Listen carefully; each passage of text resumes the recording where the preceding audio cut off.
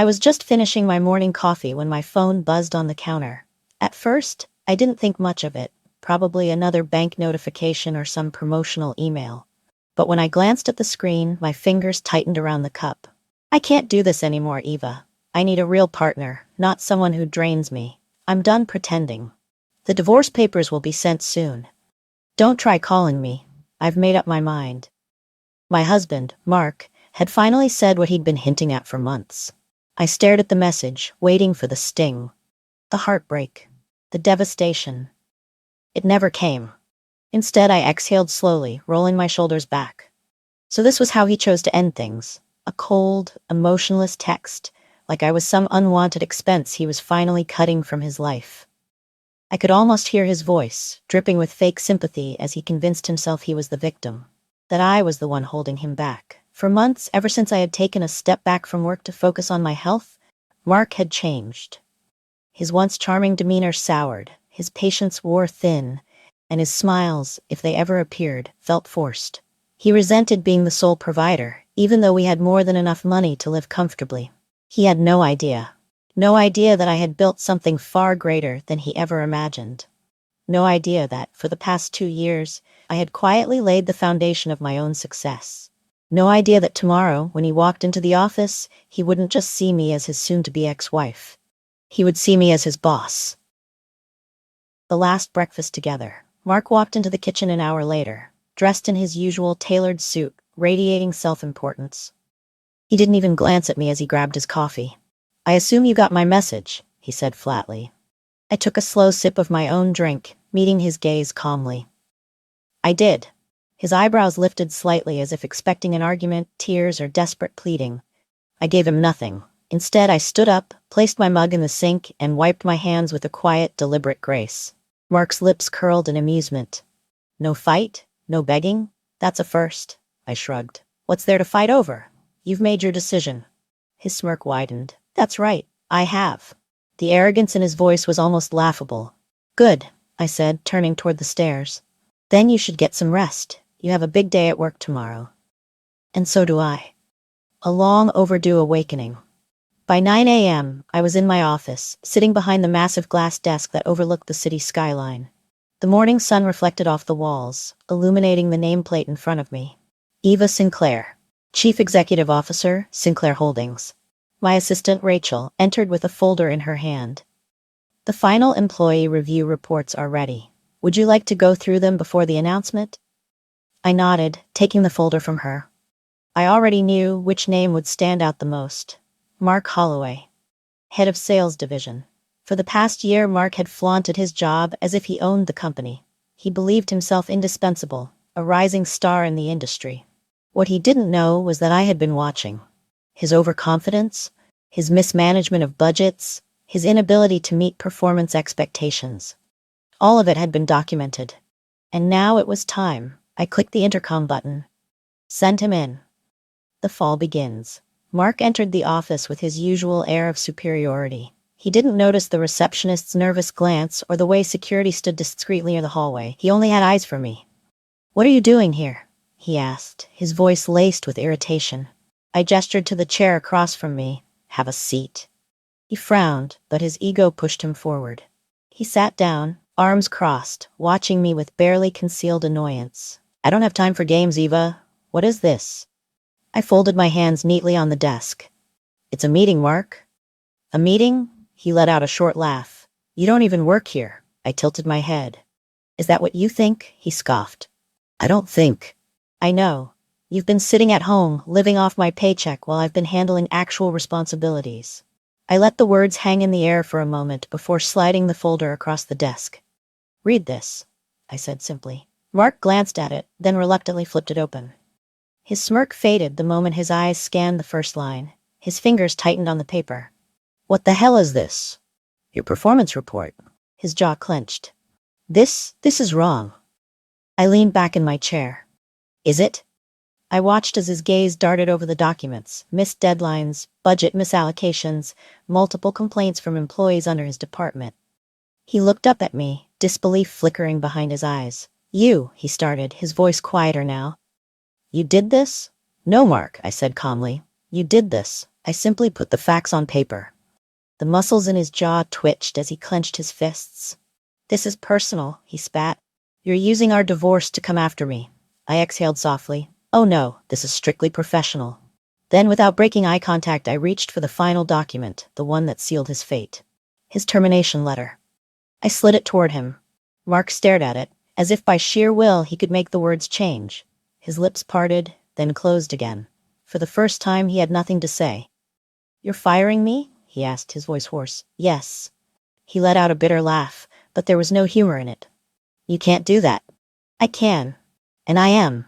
His nostrils flared. On what grounds? I flipped through the report. Failure to meet quarterly targets, workplace misconduct, financial mismanagement. Should I continue? His face turned red with anger. This isn't over, he muttered through gritted teeth. You'll regret this. I shrugged. I doubt it. Security stepped into the office ready to escort him out. Mark stood abruptly, fists clenched at his sides, but he knew there was nothing he could do. He turned on his heel and stormed out of my office, the same office he had walked into thinking he was in control. The moment the door shut, Rachel peeked in. Well, that was satisfying. I let out a small chuckle. It was, wasn't it? She smirked. What's next? I leaned back in my chair, feeling lighter than I had in years. Next, I said with a slow smile.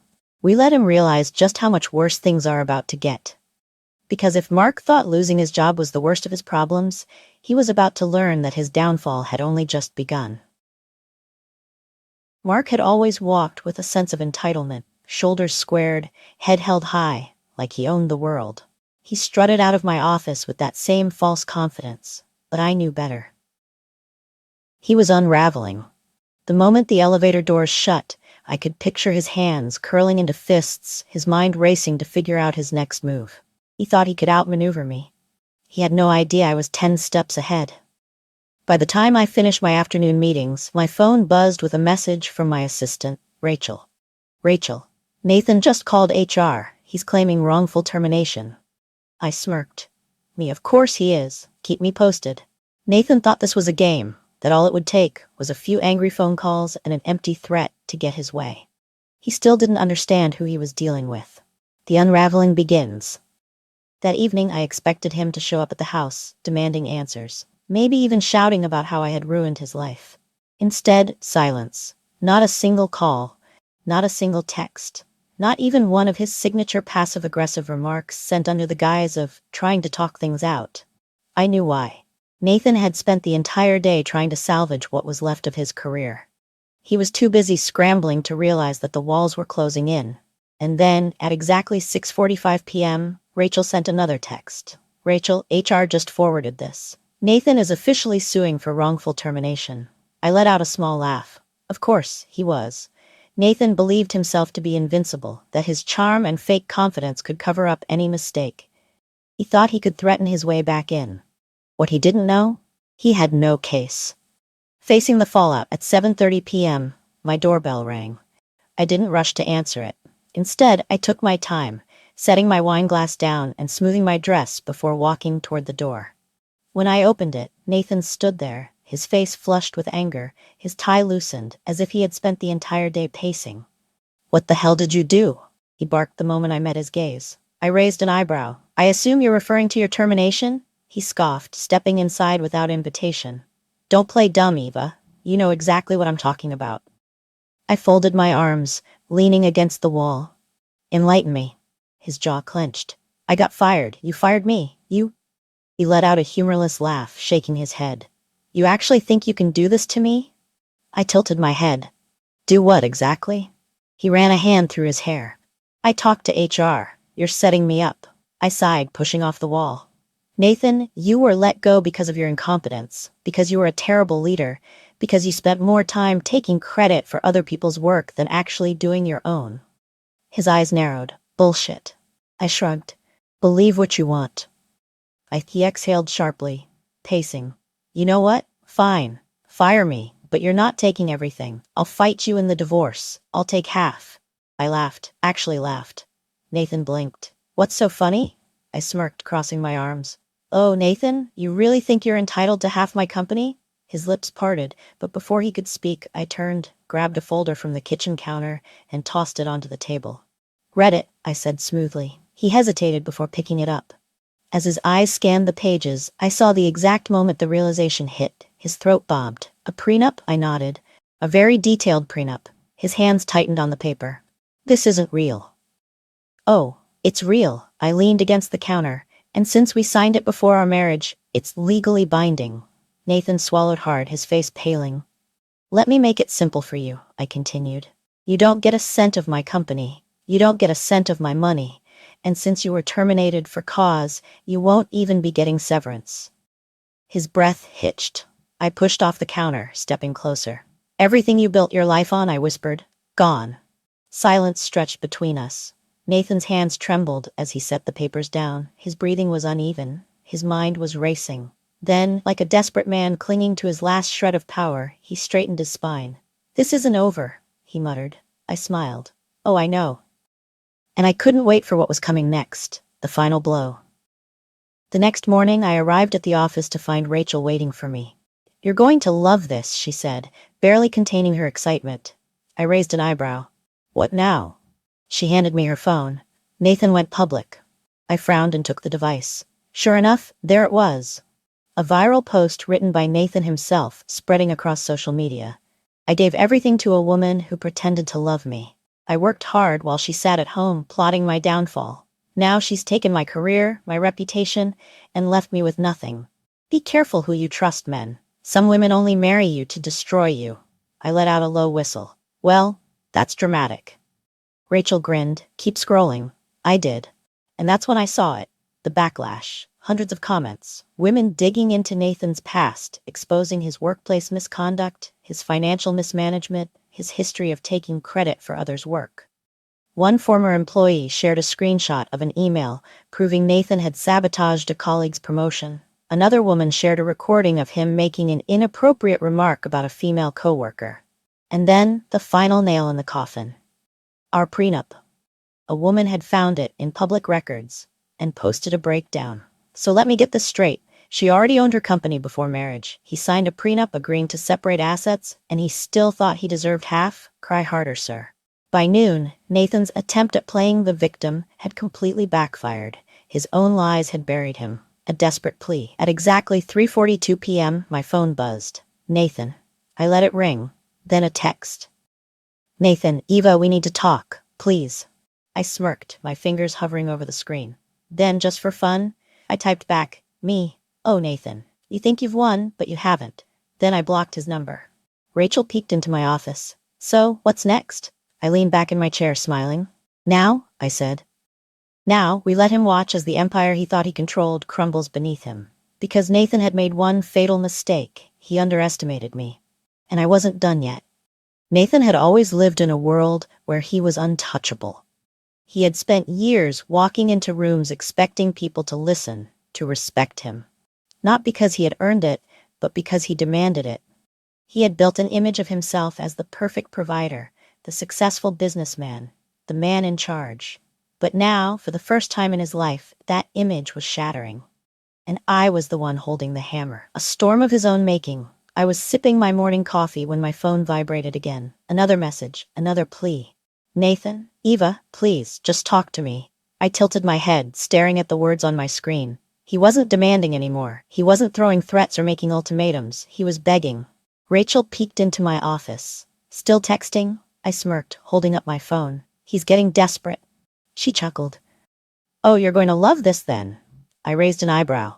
"What now?" She placed a printed-out email on my desk. Subject, immediate rejection. Nathan Reynolds. I scanned the message quickly. Nathan had applied for 7 different jobs in the last 2 days. All in his industry. All under the umbrella of companies connected to me. And all of them had rejected him immediately. I let out a small laugh. "Oh, he really thought he could just start over?" Rachel grinned. "Looks like he didn't realize how small this industry actually is." Oh, but he was realizing it now. Every time he hit submit on another job application, he must have been thinking, "Okay, this time, this one will work." And then, rejection. Again and again. The doors that had once been wide open for him were slamming shut. And it was all his own doing. His last, desperate attempt at 7:30 p.m., my doorbell rang. I didn't have to look through the peephole to know who it was. Nathan. I took my time walking to the door. When I opened it, he stood there, his once pristine suit wrinkled, his tie loose, dark circles under his eyes. The arrogance was gone. The confidence was gone. Now, he just looked. Lost. Eva, he started, his voice rough. Please, just hear me out. I crossed my arms. Why would I do that? He exhaled, stepping forward slightly, lowering his voice as if trying to create intimacy. Because I made a mistake. I tilted my head. Which one? You've made so many. He swallowed. All of them. I messed up. I should have treated you better. I should have paid attention. I should have supported you. I said nothing. He ran a hand through his hair, clearly frustrated by my silence. I didn't realize what I had until it was gone. There it was, the classic line. The realization only after he lost everything. I sighed. Nathan, do you know what your biggest mistake was? He looked at me, hopeful. What? I stepped closer, just enough that he thought, for 1 second, that there was still a chance. Then I whispered, underestimating me. His breath hitched. I straightened, my voice cool again. You didn't just take me for granted, I continued. You treated me like I was nothing, like I was just waiting around for you to rescue me. And now that you've lost your job, your reputation, your future, you suddenly understand what I was worth? He swallowed hard. No, I cut him off. You don't get to rewrite history now, Nathan. You made your choice. And I made mine. Silence. I reached for the door handle, and then, as if he couldn't help himself, his last bit of pride reared its ugly head. You're making a mistake, he muttered. I smiled. Oh, I don't think so. And then, I shut the door in his face, the final nail in the coffin. The next morning, Rachel practically burst into my office, eyes wide with excitement. You're gonna want to see this. I raised an eyebrow. What now? She handed me a printed news article. I skimmed the headline. Former executive Nathan Reynolds under investigation for financial misconduct. I let out a slow whistle. Well. I kept reading. Nathan's financial activities had finally caught up to him. The fraudulent expense reports, the misallocated funds, the years of small, unnoticed thefts, all of it was coming to light. And now, HR had launched a formal investigation. Looks like karma works fast, Rachel mused. I leaned back in my chair, exhaling in satisfaction. Nathan had spent years walking over people, lying, cheating, taking what wasn't his. And now, everything was crumbling around him. He wasn't just unemployable, he was about to be disgraced. And me? I wasn't just winning, I had already won. The end of the road. A week later, I got one last text from Nathan. Nathan, you destroyed me. Are you happy now? I stared at it for a long moment. Then I typed back. Me, no. Nathan, you destroyed yourself. And then, I blocked him. For good. A life without him. 6 months later, I sat in my office, looking out over the city skyline. My company was thriving. I was thriving. Nathan, on the other hand, he had vanished. The last I had heard, he had moved out of state, probably trying to escape the reputation he had built for himself. And me? I was free. Free from his entitlement, free from his manipulation, free from his shadow. And as I sat there sipping my coffee, I realized something. The best revenge wasn't ruining Nathan's life, it was building mine without him. Better, stronger, unapologetically mine. Nathan had always believed that no matter what happened, he would land on his feet. He thought the world bent to his will, that his charm and bravado could get him out of anything. But reality had a way of humbling men like him. And today, he was about to learn just how wrong he had been. The aftermath begins. I was sitting in my office, sipping a fresh cup of coffee when Rachel knocked on my door, her face barely able to contain her amusement.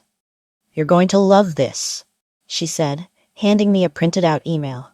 I raised an eyebrow, setting my mug down as I took the paper from her. Subject, urgent, financial investigation update. My lips curled into a smirk before I even finished reading. Nathan's financial misconduct had finally caught up with him. The company's internal review had revealed years of shady expense reports, unapproved budget allocations, and straight-up embezzlement. And now, a full-scale legal investigation was being launched. Wow, I mused, flipping through the details. They're really not holding back. Rachel grinned. I heard HR had been waiting to go after him for a while. He just never thought it would happen. I nodded, amused but not surprised. Nathan had spent his career climbing the corporate ladder by stepping on others. And now, that same ladder was breaking under him. I leaned back in my chair, exhaling slowly.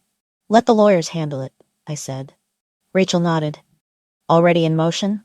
But you might want to check social media." I frowned, picking up my phone and opening the news app. And there it was. Trending. Former executive under fire for fraud. Nathan's downfall had gone public. His name was being dragged through every major business forum. Industry leaders were distancing themselves from him. Companies that once courted him were now blacklisting him. And the best part? I hadn't even lifted a finger. Nathan had done this to himself. Desperation knocks. That evening I was pouring a glass of wine when my phone buzzed. Nathan, again. I let it ring, then another text popped up. "Nathan, Eva, please. You're the only one who can fix this." I smirked. Fix this? He had spent years dismissing me, underestimating me, treating me like I was nothing. And now he wanted me to fix his problems? I set my glass down and typed back. "Me, oh Nathan. You still don't get it. I'm not your safety net." Then I blocked his number. Again, the final blow. A week later, Rachel walked into my office holding a familiar document, a resume. I glanced up, confused. "What's that?" She grinned. "Guess who applied for a job under one of our subsidiary companies?" I blinked. "No, he didn't." She flipped the resume onto my desk. "Nathan Reynolds. He had applied for a mid-level sales position at my company." I let out a slow, disbelieving laugh. "He really is that clueless." Rachel smirked. "So should we reject him?" I stared at the resume, my fingers tapping against the desk. Then, slowly, a better idea formed. "No," I said, smiling. "Call him in for an interview." A meeting he didn't expect. A few days later, Nathan sat in a sterile boardroom, shifting uncomfortably in his chair. He had no idea I was coming. He thought he was meeting with a hiring manager. Instead, when the door opened and I walked in, his face drained of color. His mouth opened slightly in shock. "Eva," he breathed, his voice barely above a whisper. I smiled coolly, setting a folder on the table. "Nathan," I greeted. "What a surprise." He swallowed hard, his hands gripping the arms of the chair. I took my seat across from him, flipping open his own resume. I mused, skimming it. "I see you left your last job off here. Any particular reason?" His jaw tensed. "You know why." I nodded. "I do, but I want to hear you say it." Silence. Nathan clenched his fists, exhaling sharply. "You humiliated me. You destroyed my career." I raised an eyebrow. "Did I?" He stopped himself, shaking his head. "You set me up. You let me believe I was in control when you were the one holding all the power the whole time." I leaned forward. "And whose fault is that?" Silence. "You never bothered to ask about my work, Nathan," I continued. "You dismissed me. You assumed I was nothing. And now? Now you need me." He flinched. I stood, closing the folder. "You know," I said, feigning contemplation, "I actually considered hiring you, just to watch you struggle under a boss you never respected." For a brief moment, hope flashed in his eyes. "But then I realized something," I continued. "You haven't earned it." His face fell. I picked up his resume. And then, I ripped it in half. Nathan's breath hitched as the pieces fluttered onto the table. I turned toward the door, but before I left, I glanced back. "Oh, and Nathan?" He looked up, his expression blank. "Next time you call a woman a worthless burden," I said, smirking, "make sure she isn't the one signing your paychecks." And with that, I walked out. A world without him. Nathan never recovered. He bounced between dead-end jobs, unable to claw his way back up. Eventually, he left the state, trying to escape the reputation he had built for himself. Meanwhile, I was thriving. My company grew, my life flourished, and Nathan, he became nothing more than a lesson, because the best revenge wasn't ruining his life, it was building mine. Better, stronger, and completely unapologetically mine. Nathan had always been the type of man who believed he was indestructible. Even after everything crumbled, his job, his reputation, his entire sense of superiority, he still thought he could claw his way back. But life wasn't as forgiving as he was used to, and this time, no amount of arrogance could save him. A public downfall. A few weeks after I shredded his job application and walked out of that boardroom, I heard rumors. Nathan was struggling. Hard. His attempts to find work were met with rejection after rejection. Every company in the industry had heard about his fraud allegations, his financial misconduct, and the HR investigation that had ultimately led to his downfall. The industry had blacklisted him.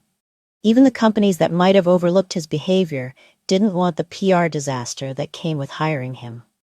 But the real blow? The internet never forgets. His viral post, the one where he painted himself as the betrayed husband, the victim of a cruel and calculating woman, had backfired in ways he hadn't anticipated. The same people who had rushed to his defense, calling me every name in the book, had turned on him the moment the truth surfaced. The emails proving he had sabotaged his employees, the HR complaints from women who had worked under him, the legal filings that outlined his financial misconduct. He had built a house of lies, and when it collapsed, the world watched. And no one reached out to help him. A familiar number. I was sitting in my office late one evening, finalizing a contract with a new international partner when my phone buzzed. At first, I ignored it. It had been a long day, and whatever it was could wait. Then it buzzed again, and again. Curious, I picked it up and glanced at the screen. An unknown number. I hesitated before answering. Eva Foster. Silence. Then, a voice I hadn't heard in months. Eva. I froze. Nathan. His voice was strained, lacking the smug confidence I had always associated with him. I almost hung up. Almost. But something in his tone stopped me. Why are you calling me, Nathan? I asked, my voice calm, detached. He let out a shaky breath. I need to talk to you. I leaned back in my chair, unimpressed. About what? Another pause. Then, in a quiet, almost defeated tone, I messed up. I exhaled through my nose, shaking my head. That's an understatement. I know, he said quickly.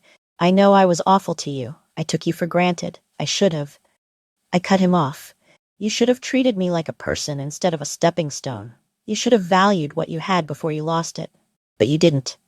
He didn't deny it. For the first time in his life, Nathan Reynolds had nothing to say. He exhaled heavily. I can't find a job, Eva. No one will hire me. I smirked. I'm aware. He swallowed hard. I don't know what to do. I tapped my fingers against my desk, considering my next words carefully. And this is my problem because... Silence. Nathan had no answer, because the truth was it wasn't my problem. He had spent years dismissing me, looking down on me, mocking my ambition, and now he wanted my help. Unbelievable. I thought maybe, he hesitated, maybe you could put in a good word for me somewhere? I actually laughed. A real, genuine laugh. Nathan, I said, still chuckling, you really don't get it, do you? What? He asked, his voice sharp, defensive. You're calling me, the woman you abandoned, insulted, and tried to humiliate, asking for help? His silence was answer enough. You're a liability, I continued, my tone turning icy. You've burned every bridge you had, and now you expect me to build you a new one? He exhaled shakily. I just need a second chance, Eva. I closed my eyes briefly before speaking. I gave you a second chance, I said softly. I gave you years of second chances, and you used every one of them to tear me down. Nathan tried to say something, but I wasn't finished. You called me a burden, I reminded him. You walked away like I was disposable. You didn't care what happened to me after you left. But now that you're the one struggling, suddenly you want my help? He inhaled sharply. It's not like that. It's exactly like that, I snapped. Silence. I could hear his breathing on the other end of the line, uneven and desperate. For a brief moment, I considered helping him. I considered throwing him a lifeline, offering him a way out of the mess he had created. But then I remembered something. I remembered every disrespectful comment, every time he made me feel small, every time he made me believe I was less than him. And I knew I owed him nothing. You're on your own, Nathan, I said, my voice firm, just like you wanted. And then I hung up, and I never answered his calls again. Moving on, without looking back, Nathan disappeared after that. The last I heard, he had left the city, trying to start over somewhere where people didn't know his name. But his reputation followed him. No one wanted to take a risk on him. No one wanted to hire a fraud. Meanwhile, I was thriving. My company grew. My team expanded. My name was respected in the industry. And Nathan? He became nothing more than a footnote, a lesson, a reminder of what I had survived. Because in the end, the best revenge was never ruining his life. It was simply building my own, without him. The final blow. I leaned back in my chair, sipping my coffee as the morning light poured into my office. The past few weeks had been nothing short of poetic justice. Watching a man who once believed himself untouchable fall apart, piece by piece. Nathan had tried to fight back, to salvage his reputation, but the damage was done. He had been blacklisted, his credibility shattered. And now, he was nothing more than a man with empty threats and an inflated ego he could no longer afford. My phone buzzed on my desk. A new email. Subject: urgent. Final offer. I smirked. Oh, this was going to be good. Clicking it open, I scanned the desperate words Nathan had strung together. He wanted a meeting. One last conversation. His tone was a mix of forced professionalism and hidden desperation. Jessica, we need to talk. There has to be a way to resolve this. We can come to an agreement, something beneficial for both of us. Let's meet. I just want to talk.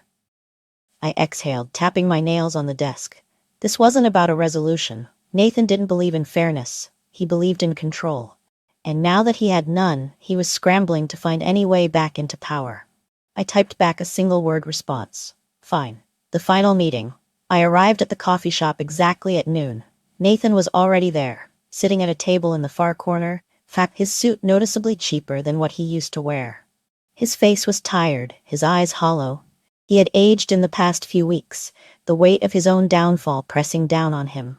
He looked up as I approached, forcing a smile that didn't quite reach his eyes. Jessica, he greeted, standing up slightly before settling back into his chair. I nodded, sliding into the seat across from him. Nathan. For a moment he just stared at me, as if searching for the woman who used to hang on his every word, who used to crave his approval. But that woman was long gone. He sighed, rubbing a hand over his face. I don't know how it got this bad. I arched an eyebrow. You don't? His jaw clenched. I made mistakes, okay? But you, he pointed at me, his voice sharp. You didn't have to destroy me. I leaned forward, tilting my head slightly. Didn't I?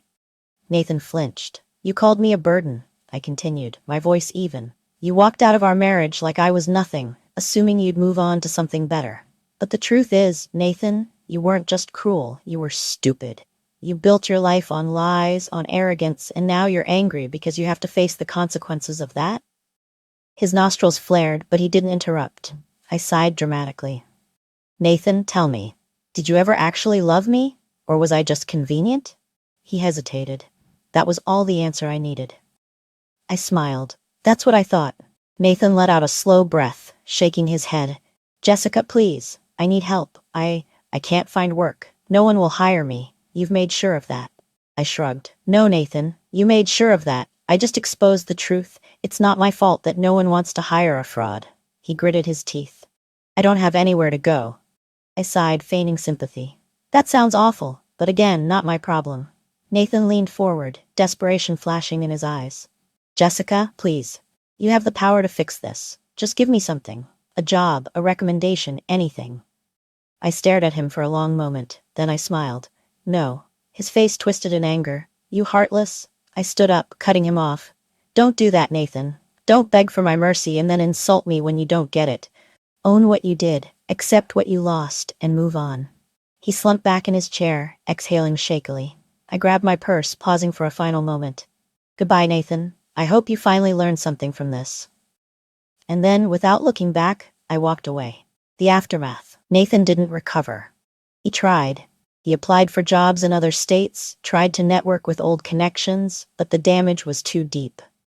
No company wanted to take a chance on someone who had been exposed as a fraud and a manipulator. A few months later, I heard through a former coworker that he had taken a job at a small car dealership, barely making ends meet.